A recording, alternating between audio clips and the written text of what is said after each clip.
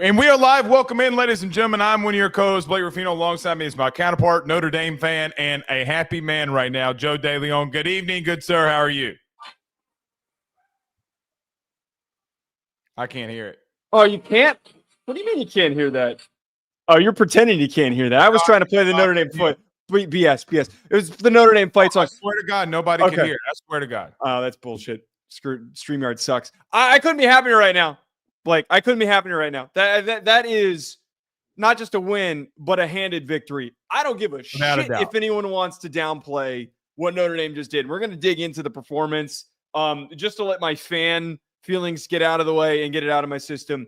That was freaking awesome. That was a game that Notre Dame has not been able to win in 20 years. And this is just a program building and defining moment for Marcus Freeman. I don't care that they were starting their backup quarterback. All I heard for 2 freaking weeks, and we even said on the show, was that Gunnar Stockton was going to help them win a national championship, that he could be better than Carson. Well, he did help him. It's not on him. Gunnar Stockton's not the reason they lost. I know, but all I'm saying here is that everybody assumed that Notre Dame would lose this game, and it can't just get suddenly shifted in the other direction that this was not a big victory because they beat a backup quarterback. That's all I'm trying to get at. Notre Dame wasn't the favorite. I mean, Georgia was like a lot. I mean, a lot of people thought that Notre Dame was not. Let's just get into it right here. Okay. Notre Dame upsets technically, but upsets Georgia. Joe, you just have put in your prelude here. I'll let you go. I mean, what did you think of the game? How did you see the game? I know we talked about it during the whole time, but how did you see the game? It was an amazing, just overall performance in the areas that Notre Dame has lived off of this entire year. They played fantastic, fundamentally sound defense. They kicked ass on special teams, and with the creativity that they had late in the game in order for them to convert on that 4th and short situation by rushing the offense onto the field and getting the offsides. The defensive game plan, I think, was probably one of the biggest and eventually most misunderstood circumstances here with Notre Dame. They were saying very clearly to Gunnar Stockton, you better beat us with your arm. And he had a couple of big plays to start the game, but eventually it led to the sack. It led to a couple of other stalled drives throughout this. Notre Dame played to their highest potential. There were some offensive frustrations I will address later, but the way that they were able to play cohesively as a team is what was able to produce what was a fantastic victory. And I didn't get to say this a second ago, and I just want to end my statement here with this. I have repeated this over and over again, and I'm going to repeat it again right now. I was wrong about Marcus Freeman. He has used the NIU loss as the moment that they completely changed their approach. That was the wake-up call. It needed to be the wake-up call. And if it wasn't, we wouldn't be sitting here talking about Notre Dame beating Georgia. But that is what was able to completely change the direction of this football program. So a couple of things. Number one, I agree with you on the premise of the domination part. I want to throw this your way. I'm not taking anything away from them. When Notre Dame had 17 points in 25 seconds, it was over.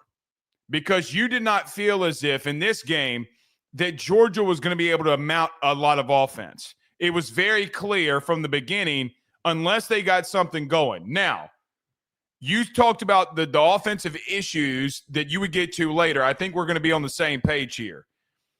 Special teams won you this football game. Let's call it what it is. And field position. Playing to your style of football that you were comfortable playing, that quite frankly, I did not think that you could play, where I was wrong in. I did not think that you would be able to do some of the things that you did against Georgia, specifically on the line of scrimmage. So I do want to emphasize the momentum swing when Georgia tried to go for it at the end of the first half, the fumble, the play action RPO touchdown that Riley Leonard hits, and you go up the way that you do. It was over. Georgia could not come back from that.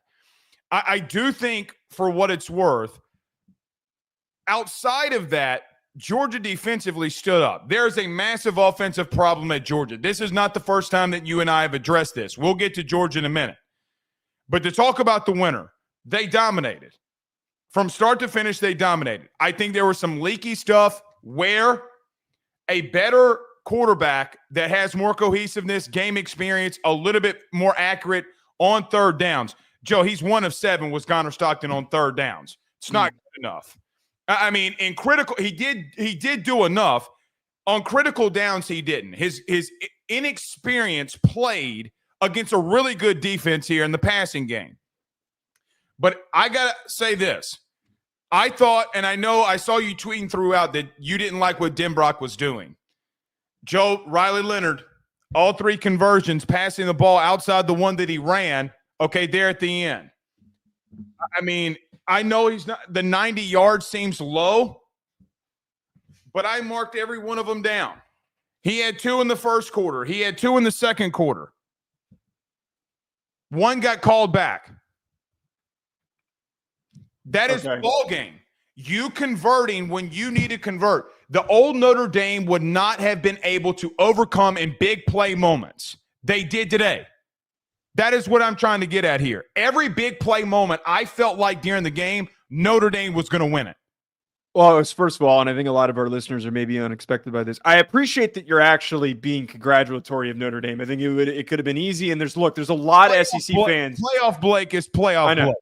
There's a lot of SEC fans that are already commenting on my shit that are doing the, oh, congrats, you beat a team with the backup QB. Ready? I'll say it. They were overrated this year. Georgia was, but I don't think it takes away from the significance of this win. And this was the SEC. Oh, yeah. Wow. You're willing to admit that? I think that some of the ball game stuff that you were saying, okay, is a little bit out. You had you had a starting running or backup running back playing receiver from South Carolina. Let's not go down that rabbit hole. Let's not go down that rabbit hole. I get it. But they did not win in these big game situations against other conferences. They didn't. Now, Texas is still out there. So, I mean, you can't say the SEC doesn't have a hope. I mean, we're just assuming that Ohio State's going to beat them, and they're going to. We'll get to that later. In reference to and we'll get to that in a moment. In reference to this game, the big plays are made by Notre Dame at the end of the first half, and then there at the end when you had the 7-minute drop. The 7-minute drive was the backbreaker. When they couldn't convert, when Georgia could not convert down in the red zone, you broke their back. And everything that you called for Mike Denbrock, he did to ice the game. And I'll give you this. I did not think that Riley Leonard would have as much success as he did today. I really didn't. I thought he had some great plays, some bad ones, but some great plays. I got to admit it. The kid won you the football game in big down situations. I said this, and it seemed a little bit out there, but Notre Dame has the bones to do what Michigan did last season. They've got a mobile, experienced quarterback, 2 really good running backs, and an athletic defense. Now, they're down one of their best defensive linemen, which is going to hurt them, not having Riley Mills for the stretch. I don't know what the deal is with Howard Cross, but he came back in the game. Okay, never mind. He's hopefully he's good. I was a little bit hung up on that, and I didn't see that he came back into the game. But the thing that I think a lot of people didn't believe that Notre Dame could accomplish in these big matchups was that their defense could win them the football game. And they did. They did exactly that. Their defensive line completely took away Georgia's rushing attack, completely removed it. Their secondary was in one-on-one islands that they were eventually going to give up big plays in spurts. And the touchdown reception that they gave up to Cash Jones wasn't even a secondary error. It was Peyton Bowen, eyes in the backfield. His assignment was very clearly pay attention. But it was just pay attention to where Gunnar Stockton's going. And if you get beat on that, I'm actually not that upset about giving up that play, because I would have rather give up a wheel route to the least athletic running back that Georgia has rather than Gunnar Stockton scrambling and killing you that way. Their defense and their special teams has been what has built this path for them. And the way that they continue to lean on it is what is going to continue to boost them and carry them further for a potential win against Penn State. They have the structure, and we're going to talk about this later. They have the structure to beat a team like Penn State, and we'll see if they have what they can do in the national championship game. But their defense is elite, despite having to rely on a ton of young guys. They have the athletes to go toe-to-toe with SEC and the top Big Ten teams. They do. There's so much proof from this game that the athleticism is there at every single position. All right. I gave you a lot here. But I'm gonna tell you as a friend, and I'm being dead serious. Pump the brakes on one thing, okay? You did score 7 offensive points. I was just talking about defense right there. No, I was just talking about defense. I get it, but you said, and I quote, that you have the athletes to hang on with defense. No. I just said I have the athletes on defense to hang with SEC and Big Ten teams. In fairness, okay, you scored 7 offensive points today with an offense that could barely get past the 50-yard line. So there comes a point. There comes a point here today. No, I thought offensively, I'm going to be honest. Your O-line did get dominated in certain situations versus Georgia. Now, I don't know a better D-line that you will see than that one. I don't. Maybe Ohio State, clearly, if you get to a national title, right? But there comes a part where, Joe, I'm with you. There were some, until you started getting to the edge in the running game, you were not having success. There's a reason that they stayed around as long as they did. So it's your style of play. I get it. Now, I think I think there was a reason that they did not run Riley Leonard early. They were like, look, this is a long game. We're not going to let him take that many hits early. That's what I really think. And I think it helped him.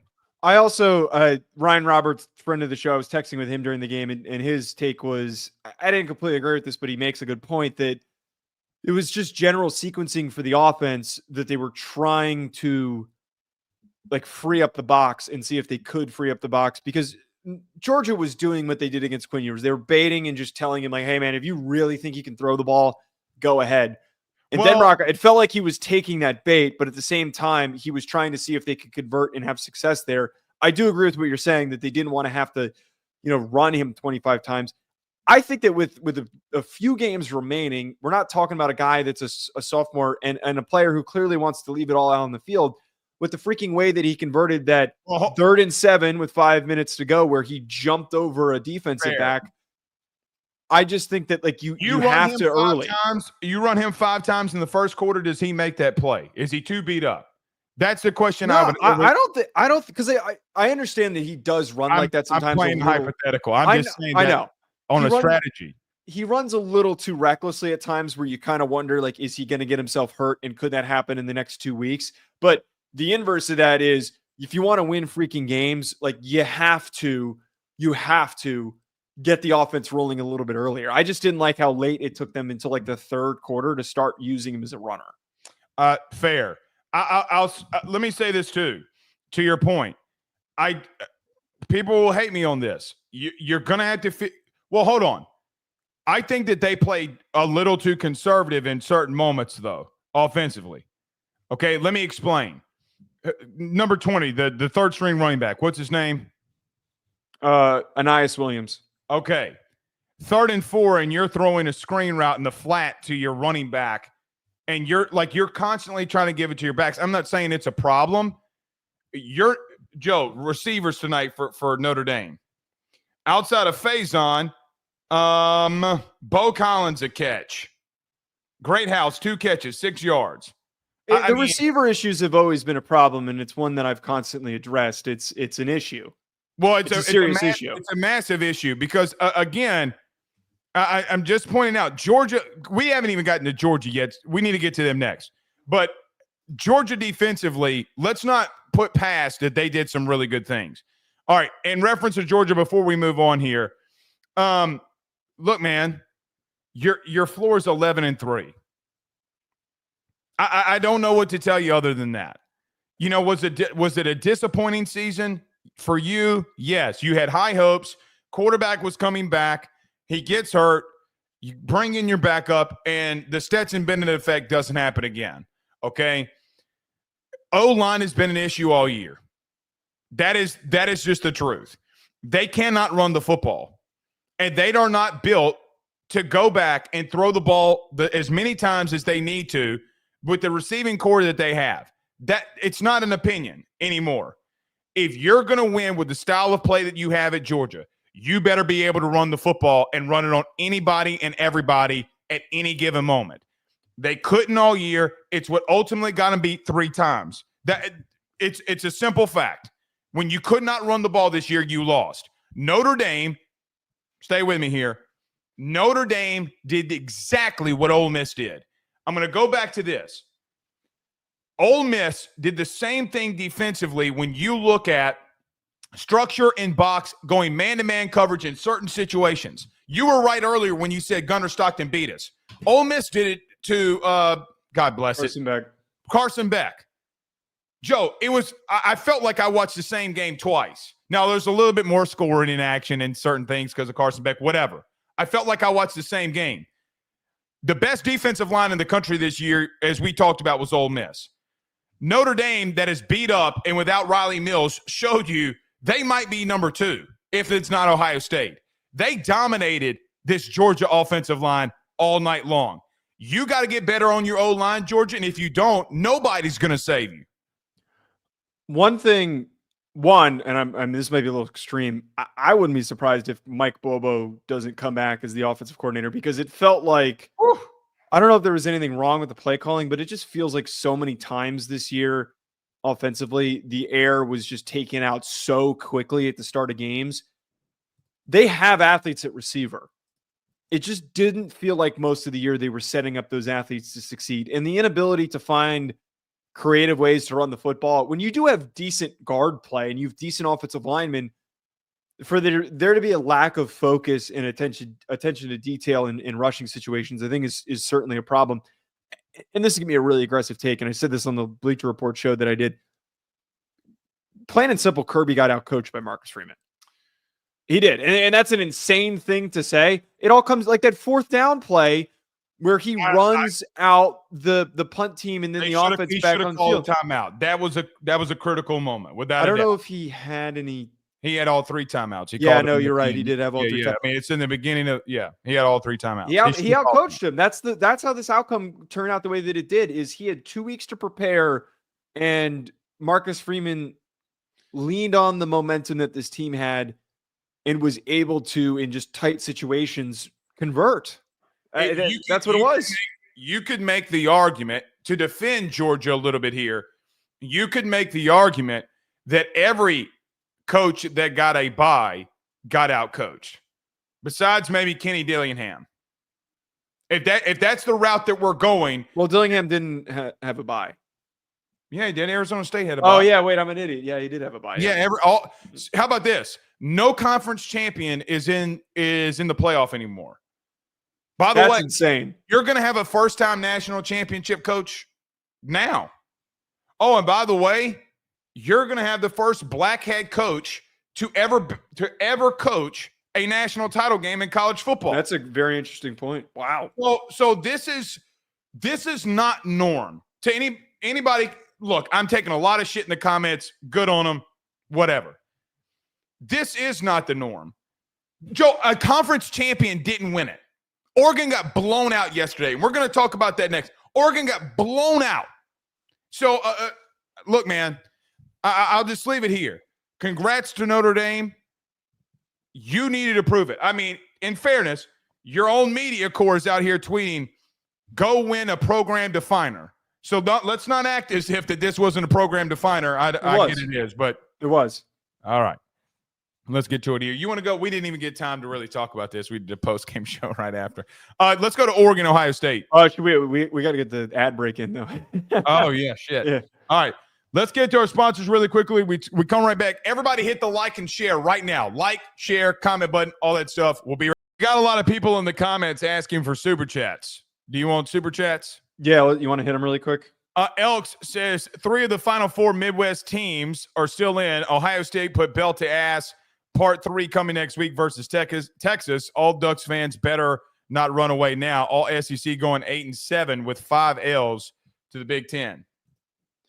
There was a lot in there, but I do think that is the trend this season. That's interesting to track, is that a lot of the representation this year has been from the Midwest. That's talk about unexpected different trends that we're seeing that. Without a doubt. Spencer Green with $5. It's even weirder that every team left wouldn't have made the 4-team playoff, and now every team that had a bye played terrible. Yeah, No, that was what we were just talking about. Look, that teams better adapt. You better start building like an NFL team. If you're going to have a playoff like this, that's how you're going to have to build it. I'm not saying this first name. Buck with a $2 super chat says, Joe, do your dance on Blake. Let him know SEC sucks. I already did. SEC. Okay, you really think they suck? Yes. Oh. SEC who? You do know since 2000, Notre Dame is 3-29 against the SEC. Oh, gee, I wonder who was the head coach for most of that. You want to know? Brian Kelly. No, actually. Charlie Weiss and Brian Kelly. Yes. Blake took UGA Go Irish. This is a lot of people shitting on me. Let's get to Oregon and Ohio State. Oregon, you gotta put all of it. Never mind. Whatever. Thank you for the super chat. Thank you for the super chat. Yeah, thank you for the super. We'll get to the rest of the end. I promise you. Okay. I promise you we will. Ohio State dominates Oregon yesterday, Joe. I know we kind of already had talked about this game, but to rehash it here, your thoughts being able to get 24 hours out and recap and rewatch and go watch the Ohio State complete domination against Oregon. Yeah, I think that the main focal point here is how pissed off they are. Just listening to how they talk and their reaction to everything, this is unreal energy coming from this Ohio State program. It showed up on every single snap. It showed up against Tennessee. It showed up every single play against Oregon. They are on this trajectory where they're seeing red every direction and way that they go. I'll keep repeating it. They're my national championship pick. They will win the national championship because of how focused they are. They have clearly, and this is a lot of what we said yesterday, they very clearly have the most talented roster in the country, but they were not playing up to their potential and they were extremely complacent. I think that they just assumed that they were better than some of the teams that they saw that they played weak against and didn't play to their fullest potential. If they are going to be this aggressive in every single matchup and very specifically for this next one against Texas, they will continue to bludgeon their way towards a national title. So we've talked about this after the Tennessee game with Ohio State. And I thought offensively, they showed flashes of a team that could be one of, if not the outright best in the country. I think on paper, regardless of what happens from here on out, they are the most talented team from a talent standpoint that is left in the playoffs. And quite honestly, they're showing up and showing out. Joe, it was an ass whooping.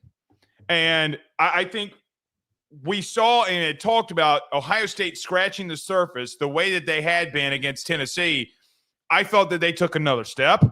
I think they're going to continue to take steps and leaps. I think they're on a heater. Now, could Texas provide them later on? Could they do stuff? I mean, I don't know. We'll break that game down in a moment.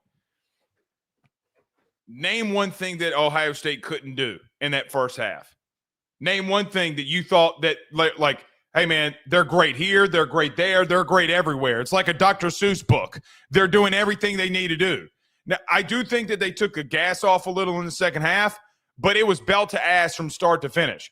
Joe, if this team can find a running game, and not even find a running game, bro, some of the innovative stuff that Chip Kelly is doing in the running game because of a bad O-line, Joe, moving the entire offensive line one direction and the running back and the ball's going the other direction. He's completely taking the offensive line out of the play. Oh, you know what? We suck here. We're just going to absolutely trick you.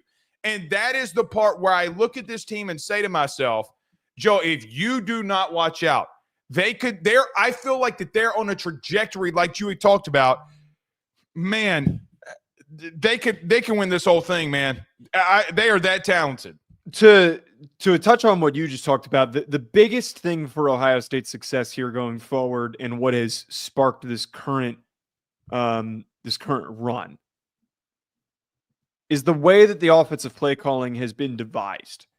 The first drive of the game, the first 3 drives of the game, how many times were they targeting Jeremiah Smith? And how many times were they just trying to get the ball into space? They were doing whatever they could to connect with their receivers on the sideline because they know they need to eventually clear out the box. They need to get as many bodies out of the box as possible. And because this isn't your normal circumstance of an offensive coordinator going, all right, we need to get the ball to the outside. We got to get to our receivers. No, we have the most gifted player in the country at receiver, and we're going to get him the football, and you're not going to be able to do a damn thing. And then when you're so freaked out by Jeremiah Smith, then we're going to hit you. We're going to hit you with Travion Henderson. We're going to hit you with Quinshon Judkins. We're going to run the ball, and then the game's going to be over because you're on your heels the entire time. Chip Kelly has been calling a fantastic series of games, these back-to-back performances, and it is played to what I've talked about with Will Howard. When the game is flowing and things are opening up for him, and he doesn't have to be Superman, which he had to do a ton at Kansas State, when he's just connecting with wide-open receivers and he's throwing the ball to Jeremiah Smith, that's how he plays his best ball, and he throws for 319 and 3 touchdowns. It's what I thought that would happen with him if you remember when we talked about him in the offseason. Joe, he was good enough and always was good enough with Megatron outside, a.k.a. Baby Julio on the outside. And, Joe, they bracket covered him. The ridiculous catch that he had on the far right sideline, it's in double coverage. And literally, Howard said, listen, everybody else is covered. The problem is I have a better dude than you do. Actually, better dude than you have two dudes. Pause. Okay? But there also comes a place in time where it opened up things for Mbuka. We talked about the diamond package stuff early, getting a leak out with a tight end early, then getting the ball to your running back in space. Joe, they literally were throwing the ball all over the place. They were like, watch this. We're going to run the ball. Henderson breaks one long. Tutty. I'm with you, man. I do think a couple of things have happened. I can never confirm or deny this clearly. I think Ryan Day is in Chip's head a little bit about, listen, man, we got dudes. I know this is your philosophy. We got to throw it all over the place. You know what else I'm seeing? I'm also seeing an experienced quarterback that's been in 30-plus starts getting developed a little bit better now, if that makes sense. I do think that they were misconnecting because he didn't know the offense enough. He didn't know this. It's a lot to take in with a new core, new coordinator, new team. They are finding a stride. I got to say this, though, man. Defensively, we don't talk about them enough defensively because we're so enamored by the weapons offensively. Joe, I don't care. Throw any EPA per play at me this week. Please, dear God, throw any statistic about me with Ohio State this week defensively. You better throw it in the garbage. They're all over the place. Yeah. They're suffocating everybody. Joe, this is what – I said this morning on AYS. I'm going to get your response to it. Maybe I might be wrong. This is what $20 million looks like. Yeah. No, 100%. Because every single position group has two premier guys that are making ridiculous plays. Name a position group that they're not in the debate of being better than you at every position. Offensive line. That's the only one. Because they're banged up. Because of injury. They did have the room. I get what you're saying. Okay, I didn't think about the injuries. Fair. So you're basically saying everywhere else they can dominate you. Yeah. Whew. Crazy. And Joe, I gotta admit something. Do you think that they played bad against Oregon? Because I do not. No. Well, that was what we're talking about here. They played to their strengths, and it's no longer been an issue. And it's one of the things that we've discussed in the past month is like everything could have collapsed when you have offensive line injuries and you lose your left tackle and your center. The season could be over, especially in the NIL era where you don't have that young kid waiting to step in that's a promising sophomore. A lot of those guys are on other teams now. The talent is so much more spread out, especially at offensive line. So like for this level of performance it's commendable. It's ridiculous. To switch momentum very quickly before we move on here. Oregon. Joe, can I be people are going to be like, I can't believe this is happening. This is the first here. I'm a little bit speechless. I almost don't even really know how to react to it. Well, yeah, how to articulate their performance because it really was just that they got popped in the mouth, and before as they were trying to stand up, the game was past them. They were in a hole. Yeah. I don't think it means much for Oregon's future, though. Like, I'm not worried. No, I'm with you there. I just never in my wildest dreams. I could see an argument and hear an argument why Ohio State would blow out Oregon. I would hear it. But man, I just didn't think that this was going to be the outcome. And I got to be real with you. I know that Ohio State lost by 1 on the road and you split with them. This is different. Yeah. And by the way, Ohio State went to the West Coast twice and played you on the West Coast twice. I think a team was a little bit more experienced, had more experience, and quite frankly, I think Ryan Day, Joe, I feel like I'm seeing a different Ryan Day. Now, you and I had the discussion. Remember this discussion last week that we had about Ryan Day? And both of us pretty much came out here as like, dude, what are y'all doing? What are you doing saying fire him? Like, are you an idiot? Joe, I just feel like that I'm seeing a team. I can't believe they're one of the most talented teams I've seen in a minute offensively and defensively. Oh, yeah. That's not hyperbolic. This is it's a team with 2 amazing running backs and the most gifted freshman receiver that we've ever seen. So I think that's why, to counteract and bring it back to Oregon, I think that's why we don't know what to say. Like, yeah, hey man, you're not as good as them. Sorry about the win earlier, right. It is what it is. All right. Want to move to Penn State and Boise State here? Yeah, let's do it.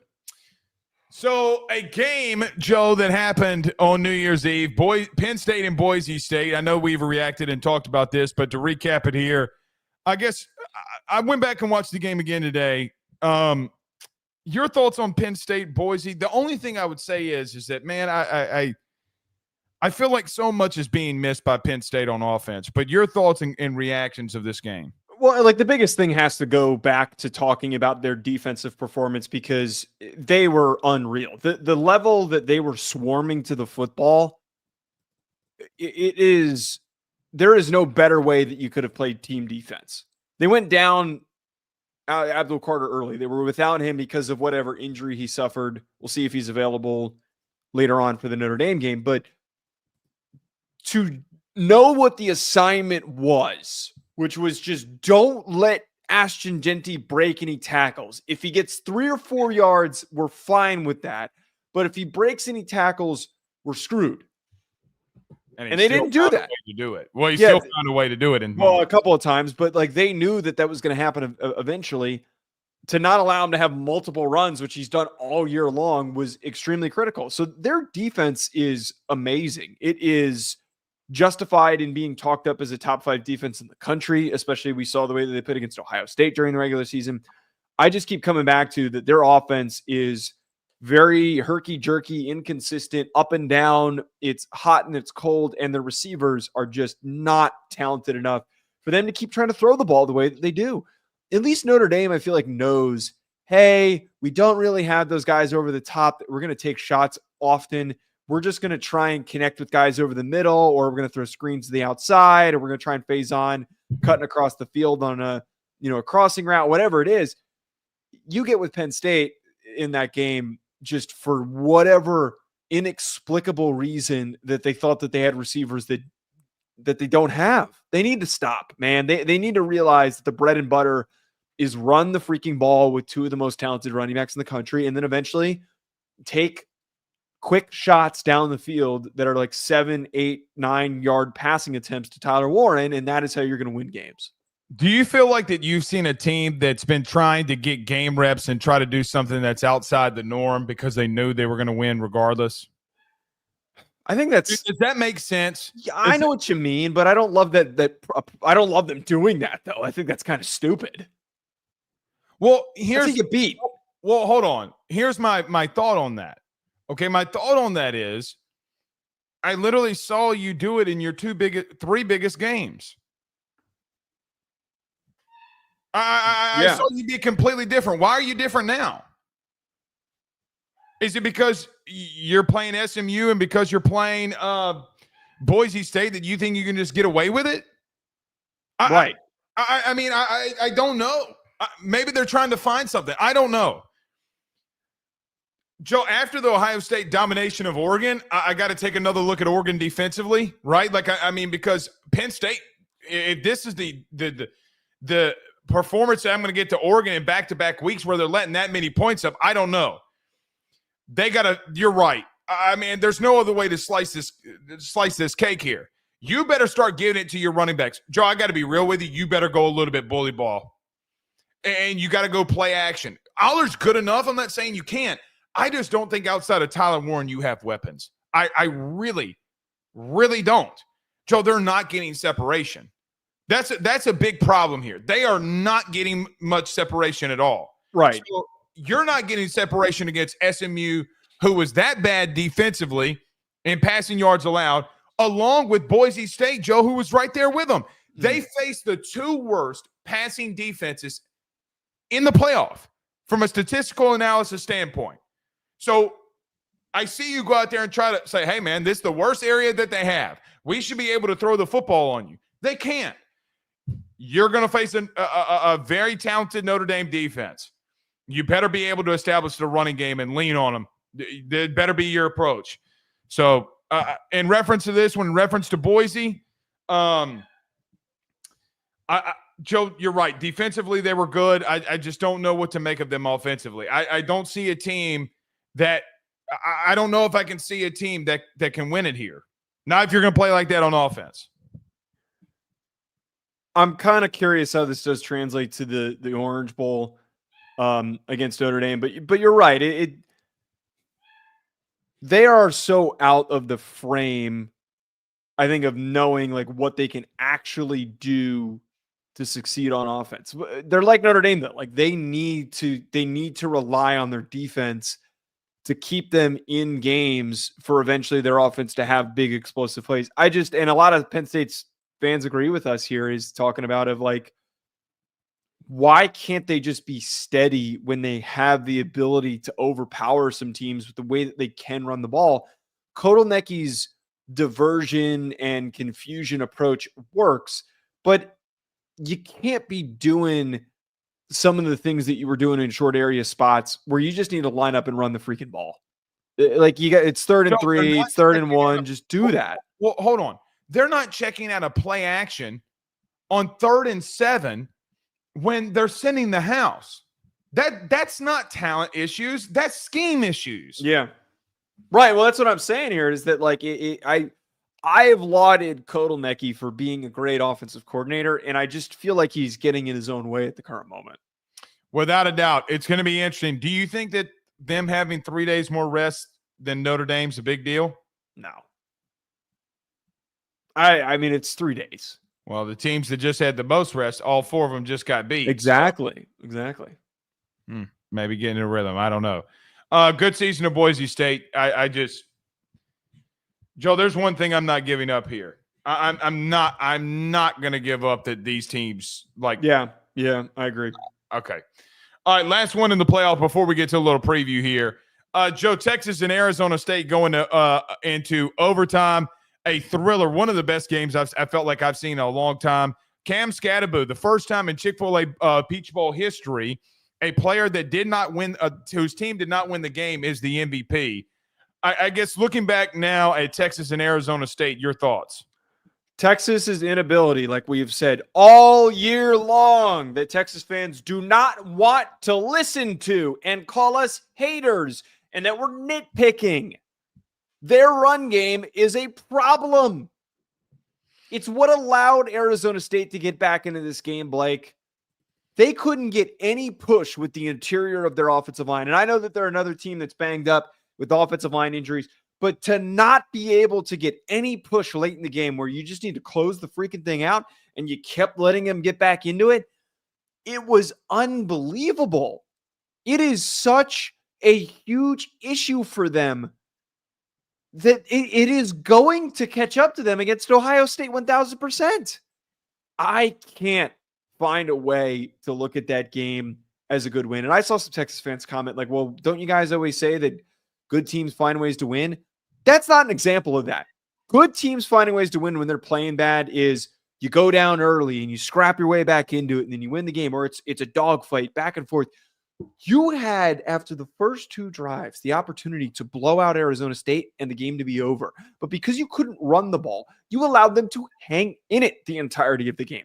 That is not a good team finding a way to win. That is a messy team with issues, with roster holes that allowed a team to get back into it that is far less talented than you. So that stands out. And then, of course, we always bring up the volatility of Quinn Ewers is extremely frustrating, where he can make the big play, and then he has the bad interception, and he has just the dumbfounding mistake that he'll put out there on film. So both of those things do not give me faith about their success. And I said this after the Clemson win, that they should not be taken seriously as a national champion contender amongst the final remaining teams. Here's the problem with your entire analogy. You ready? Oh, no. I don't know how they're going to do it. I really don't. They play up to every level of opponent or down to them. We have seen 14 games or 13 games of Texas football. All 14 have gone the exact same. It's just the difference was against Georgia, they were unable to get over the hump. Well, it's interesting that you say that to me today after Notre Dame just got over the hump. Now, it's a different beast that you're trying to slay here, and I'm not taking Texas to beat Ohio State. Something in my guts, and I know that I can't say that after I went 3-1 this week and didn't pick Notre Dame to win. I really do not believe that they have enough to beat Ohio State, but I just don't know what to make of them. I'm going to keep saying it every week. Joe, there are flashes like them going up 14-0 and punching Arizona State in the face. Then I see a team that's unfocused, and quite honestly, I'm going to be real with you, undisciplined sometimes like their head coach. I feel like Sark is undisciplined. He's trying to do cute shit on third down. Throw the ball to your best playmakers. Why did it take you so long to get Gunnar Helm involved? They did not have a safety that can match up with him. And you're waiting 4 quarters to get him involved when you needed him the most. Why? You're trying to force the running game. Why? Why? I mean, it's undisciplined coaching. It's undisciplined football. You cannot tell me or convince me that a team, Texas, went in there focused. You can't. You cannot. Because I think that they took the thought process of everybody saying that they're going to blow out Arizona State, and one team showed up and the other didn't. One of the best performances I've seen from Texas is the first quarter. Quite honestly, it's been their best performance. It was the best that I've seen them play against a competitive opponent, except actually I wouldn't count Florida because Florida was without DJ Lagway. That was the best opening quarter that they have played since Michigan this season. Since Michigan. Yeah. And I mean, Will Johnson's out there. They've got both interior defensive tackles. I mean, what those are still dudes. That's still man-to-man coverage that Golden's beating him in. I mean, what team shows up?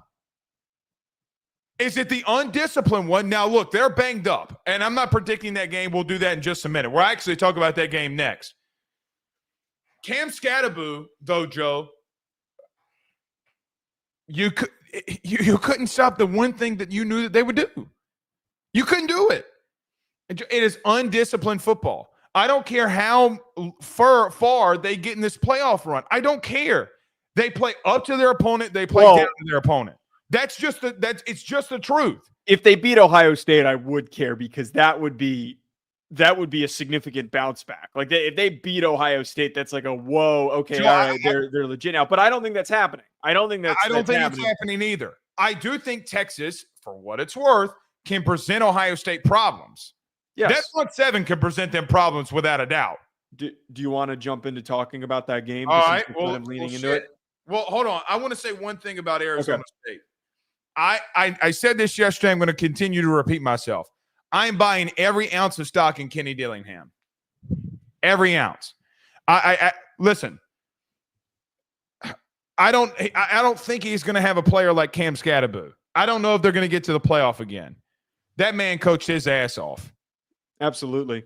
You know what I felt like? It felt like you were playing college football 25, and you had an underdog team that you got in the playoff with, and you're going up against an SEC school, and you're trading punches with them, and all right, year 2 I lost. All right, let's go to the offseason and get some better players in here. That's what it felt like. It does. Baby. He's a gamer. Dude, straight up, he's a gamer. He's a guy that's age. I know. I mean, that's the craziest part is how young he is. Imagine me being a Kenny Dillingham right now. I couldn't imagine that.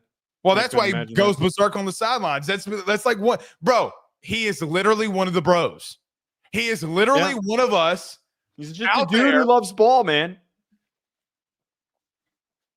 That's exactly what he is. A dude who loves ball. I'm finding some loophole to get Cam Scatterboo to come back, and I'm paying him $1 million. That's all I'm going to tell you. Okay. Speaking of that preview with Texas and Ohio State, Joe, it's not the Orange Bowl. It's the Cotton Bowl, correct? Yes, Cotton Bowl. The Cotton Bowl between Ohio State and Texas is going to be upon us. Early little preview sneak peek here.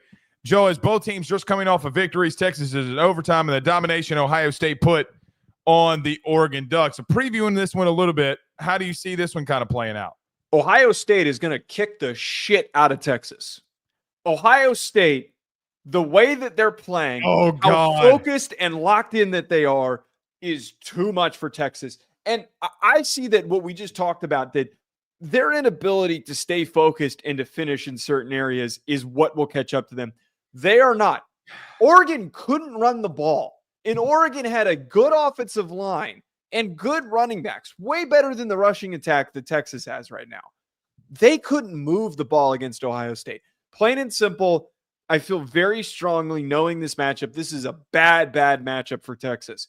A team that has a very relentless defensive line, a really good secondary that will take advantage of Quinn Ewers' mistakes, and also an offense that is going to be able to produce on the ground.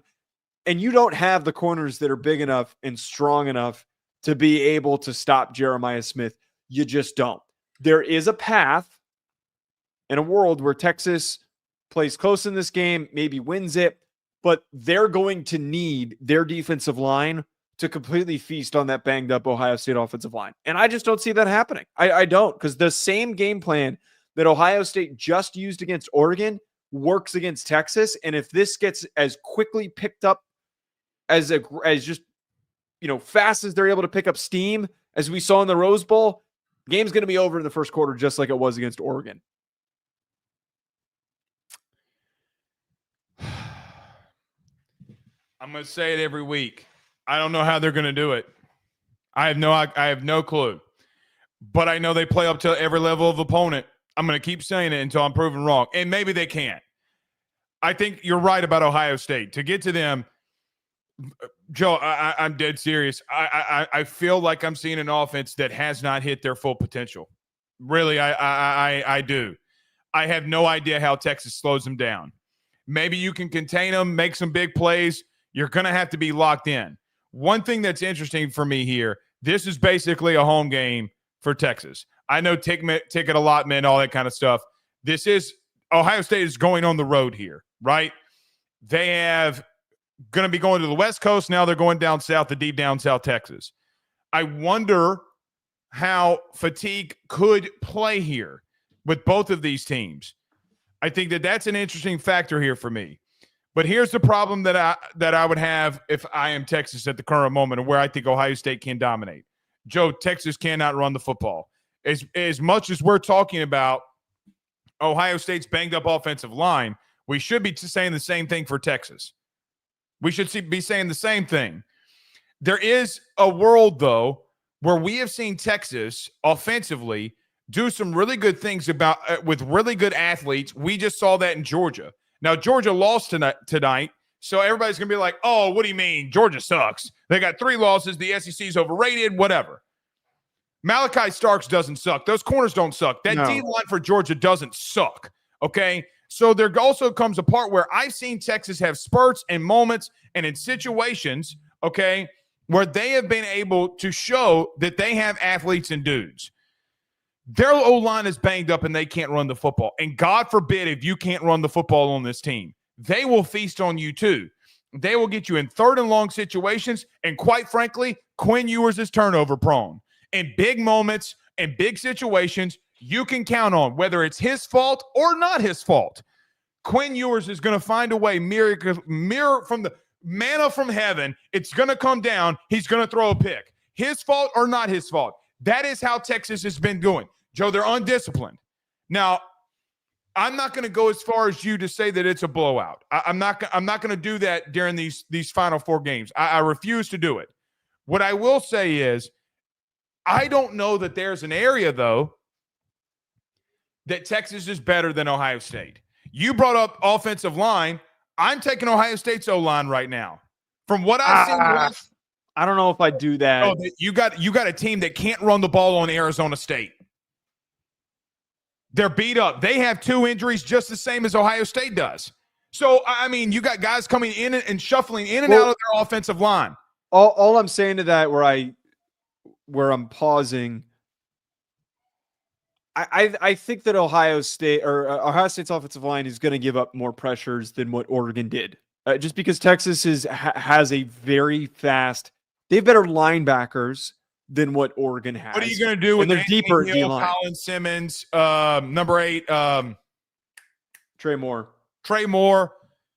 This is going to be the best edge presence they've seen all year. Totally. And that's where this game ends up being in a world where Texas can win it, is that like if they start moving down the field, can you get a big sack? Can you get a big strip sack, pull the ball away? That's what Texas needs to do. I just don't see this world at all on the other side of the ball where Texas is going to find success on offense enough for them to hang in there. Even if they manage to make this low scoring, I just don't see a circumstance that if the final drive is needed, like they were able to get against Arizona State, where there was a talent gap, that is not going to come to fruition against Ohio State. It's just not. They were able to keep in check Tez Johnson and that really just gifted, explosive receiving core that has a lot of similarities to the one that Texas has. Like, are you going to be able to separate? Are you going to be able to get those big splash plays that kept you alive in instances where you let Arizona State get back into the game? I don't think that same path to success is available for Texas.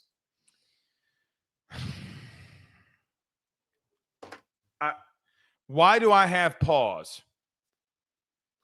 I just don't know. I got to be honest. I don't know where you keep coming up with they play to their level of their opponent. I think that all they do is play down to bad opponents. That's what I see.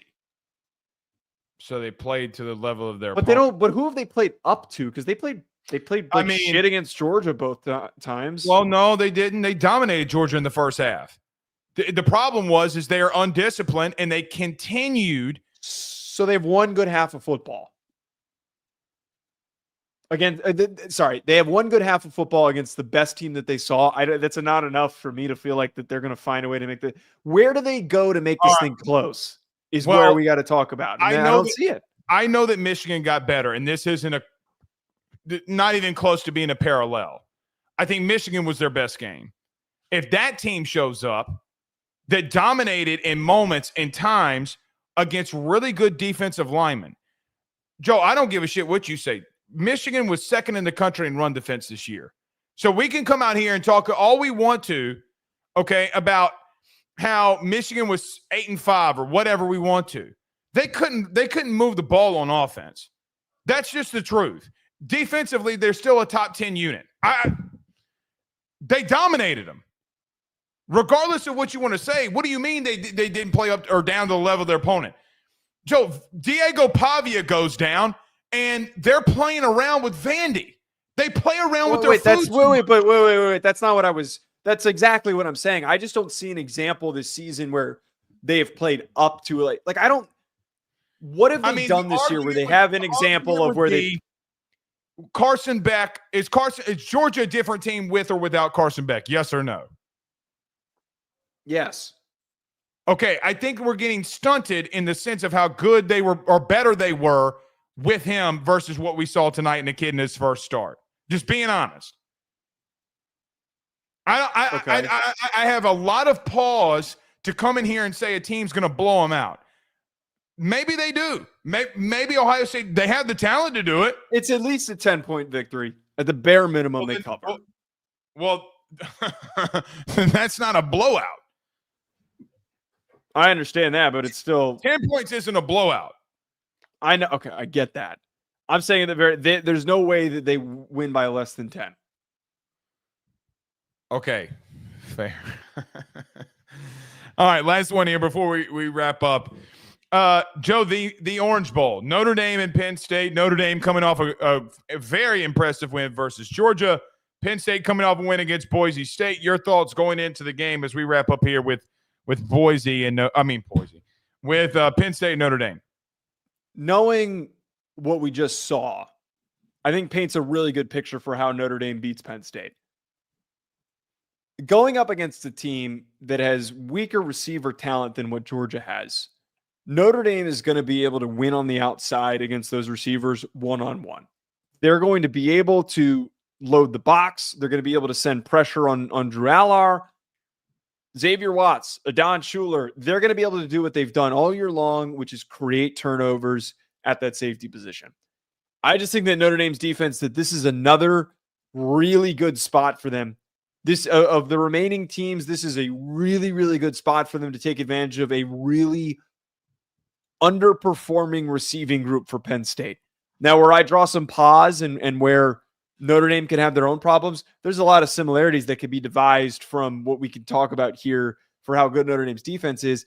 Penn State's defense is also really fundamentally sound and also built from their front seven and has some really gifted players up front. And they're going to do a really tough physical job of trying to slow down Notre Dame's rushing attack. This is also going to be a low scoring game. It's going to come down to what we just saw happen against Georgia for Notre Dame to win.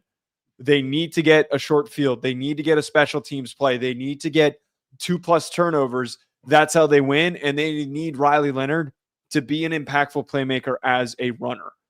That to me is what gives Notre Dame the edge in this, knowing that I think that their offense, if they play to their identity and they don't try to escape that too much like they did in the first half against Georgia, that they should be able to win a close game against Penn State.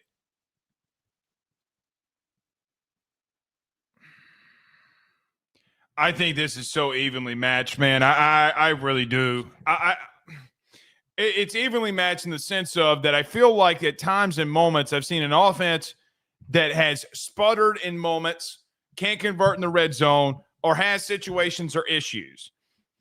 I also see a team, both teams really, that have really good defenses.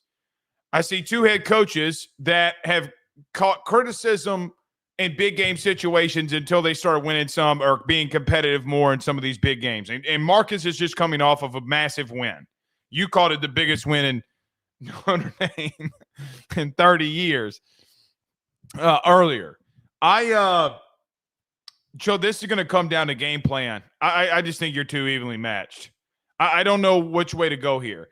I would feel a little bit more confident leaning Notre Dame here for a couple of reasons. Number one, I feel like defensively they are better than Penn State and that defense will find a way to get you over the hump. The issue I have is look, you had a team the last game that you played that could barely get past the 50. And you couldn't score more than one touchdown that the defense provided you inside the 20-yard line. Mm-hmm. Let's not make it. Let's talk about this. So, Joe, basically, you're kicking all these field goals because once you get into the red zone, you can't convert. So, you did that against Indiana. You did that against Georgia. Both teams offensively were compromised in one way or another. Can you do that to Penn State is a question that I have. They more than easily can do it and prove me wrong that you can be better in the red zone. I think the red zone issues for me are a concern that you got to be able to run. I love Mike. Mike gets a little too pass happy in the red zone. He really does. Whatever's getting you there, continue to do it. I just think they're too evenly matched. I don't know where to go here. I do think you're right on one thing. You have a bad receiving core in Penn State. Joe, not only are they going to win, they might dominate that. Right. So, I look at this situation, the separation point is, look, Drew Allar is a better quarterback prospect than Riley Leonard, and they are very evenly matched. I see definitely the battle under Stockton. That's for sure. I see the battle that's going to be coming out here, though, on both ends, is that Drew Allar is going to be seeing a lot of one-on-one coverage, but he's going to be seeing a ton of pressure. How does he handle that pressure? Does he throw an interception? Does he take a bad hit and a fumble or something along those lines? And then the other side of that is Riley Leonard, for how unexciting his 90 passing yards were, I feel like I still at least see some times where he knows how to be a runner to escape that pressure and how to get away from a team that is just daring him to beat them through the air. That's what he did. Despite Georgia trying to say like, hey man, you got to just try and pick us apart as a guy. God, I'm running out of steam here. As a guy who's throwing the ball, you have to. I was up until 4 a.m. last night. I'm about to be up for 4 a.m. tonight for my other job.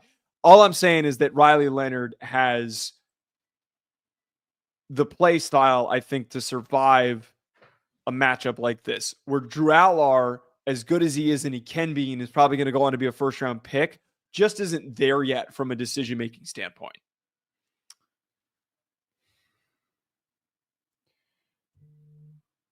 This could be a big game for Tyler Warren then. If you got to get the ball out quickly, big body tight end, yeah, I don't know if you don't target him 10 to 12 times. I don't know if you don't give him 12 touches. I mean, Osbury, I think, covered well against the tight ends today, and the others. Xavier Whites was on man-to-man coverage with Delp, and a lot of those guys, they went man-free the entire night, Joe. I mean, they dared Gunnar Stockton, as we talked about this in their last game, to throw the football, and he did some good things. I just don't know. I feel like I have more confidence in Drew Aller right now, a kid that's going into what is close to 30th start here, versus a kid that's making his first start. Right? Like I feel like some of those things that obviously, right, that you got away with today against Gunnar Stockton, I don't know if you get away with. But the difference, though, and I get what you're saying, Georgia's receivers are way more talented than Penn State's. That was what gave him the early spark, is that, like, Dylan Bell and Arian Smith, like, those are great athletes. 5 drops today. I know that they did, but like their biggest plays. I don't know how far of a separation it is. I got to be Joe. No. Wait, but you're misunderstanding what I'm saying here. Yes, they had bad drops, but Penn State just straight up doesn't have the guys on the outside that can like even win in those contested spots. Georgia was unforced errors. Well, that's for sure. But I also don't think that Georgia has like Tyler Warren either. And I don't think they have that running back core and offensive line that can get push. So, I mean, there are counteractions to this. I get what you're saying. I understand what you're saying. Look, man, pick the team that you think is going to win and say, flip a coin. I really do believe that. I think it's an evenly matched game. Now, the question is going to be two. Did you feel like Georgia ran out of steam defensively there at the end? Yeah, like they were on the field a lot. They were on the field a lot. Man, I think that you're just facing a more balanced team, a team that will be ready for you a little bit more. Okay. Penn State with Drew Aller is more balanced than what Gunnar Stockton and them showed us today. Sure. I don't completely disagree with that. I mean, I'm not going to sit here and defend and say that, like, Drew Aller is a two-year starter is obviously better than Gunnar Stockton. Joe, I mean, that game's different with Carson Beck. I mean, the kid was missing a lot of stuff all night. Yeah. And he didn't get any help. Well, no, actually, I disagree with that. I think that regardless if Carson Beck plays, they would have still beaten him because Carson Beck doesn't escape the pocket. Fair. They wouldn't have had to spy at all. But he would have thrown 3 picks, and he still would have found a way to score 30 points. Right. All right. So we'll continue to preview these games.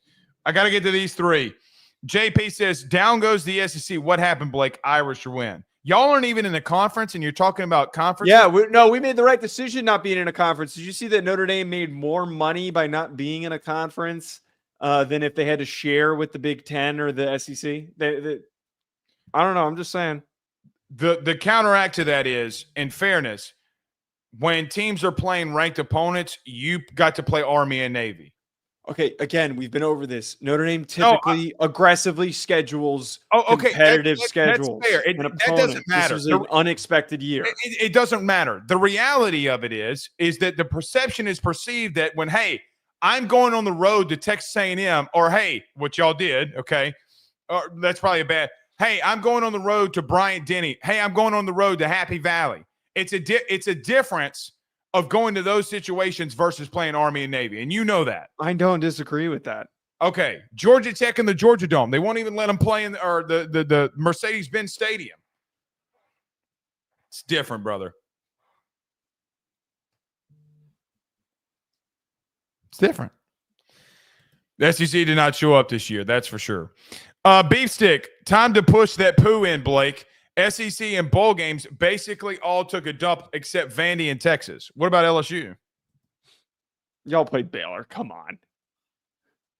Okay. So I guess every SEC team just the LSU goes in there, certainly, but bad game by South Carolina. When they had their starting quarterback, and also hold on. A Michigan team that had 50 yards passing. Hold on. Alabama. I'm not letting you get away with the South Carolina thing. Both of their safeties opted out at halftime. We got that confirmed today. Oh my God. No. The whole narrative, all I got all year from you specifically when we do the show is that team like Illinois gets their ass kicked.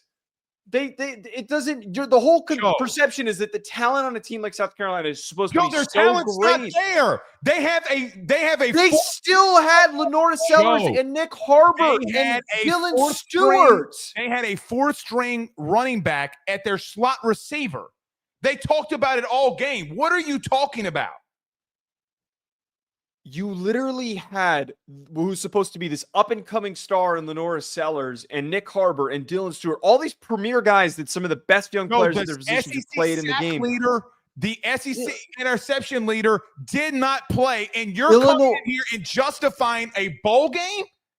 I'm absolutely going to justify it. You're not. No. Fuck that. Come on, man. We're allowed to sit here and acknowledge that was a quality win. I'm not saying it's some big deal that they won the game, but it still means something. Twitter making it a big. It still means something because the commentary has always been that the Big Ten can't even touch the same field that the SEC plays on, and they won the fucking games. You're still fucking like 2-14. Ohio State is against SEC teams. You get one win and you want to pull your dick out. It's beta injured energy. We're talking about 2024 right now, 2025. Hold on. If I told you that the SEC sack leader was not going to play in a game, that that both of their starting safeties, the second guy in rushing in the SEC wouldn't play. They would have a third-string running back in their slot receiver, and you're taking a victory lap. I'm not taking a victory lap. I'm trying to point out the fact that it has always been the narrative that you literally went out there and took a victory lap. I asked you before the game who wins, and we didn't talk about that on the show, you would have said that South Carolina was going to kick the shit out of Illinois. I promise you would have said that on this show. You totally would have said that. We even talked about it before the other day. But never mind. But look, I said if you would have told me, I didn't have that info, Joe. If you would have told me that Kennard didn't play, would you have looked at that game differently? It obviously affects the outcome, but no shit. I'm not sitting here trying. If Illinois lost a close game and I was trying to take that as a victory lap, I'd be out of my mind. But they won the game. They won the game against a roster that still has premier elite players in multiple positions. And how do you explain the Alabama-Michigan game? That one's inexplicable. Joe, their three starting defensive linemen didn't play. The SEC tackle leader was not in the game. What are you talking about now? Michigan threw for 50 yards. They threw for 50 yards. And they ran the ball. Okay, so they didn't have Will Johnson, Mason Graham, Kenneth Grant, Colston Loveland. Those are all first round picks. You literally asked me who Bama was missing. The commentator, whoever it was, said their front seven's not there. The guys we just mentioned are far more impactful for Michigan than they are for Alabama. Okay. I will tell you this. The SEC had bad showings in big moments. Y'all taking a victory lap over bowl games is a little much with the portal, and when I tell you the SEC sack leader isn't there, that's a bit much. It's not a victory lap. It's just pointing out that the narrative of assumption that the SEC, no matter what field that they step on, dominates other conferences is not true. That's all that it was. Hold on. You're basing one single season based off of a knowledge what everybody has seen for 2 decades. SEC has been on the decline. We talked about it last year. We needed a Big Ten team win a national championship last year. A Big Ten team is going to win a national championship this year. You go right on ahead and you believe that. I gladly will. The trend's starting now. I can see it. I can see the forecast. You go right on ahead. I'm running on fumes here. We got to tap. See y'all. What's today? Thursday? I don't even know what day it is anymore. I'm exhausted. We'll be back on Sunday. Whatever that is.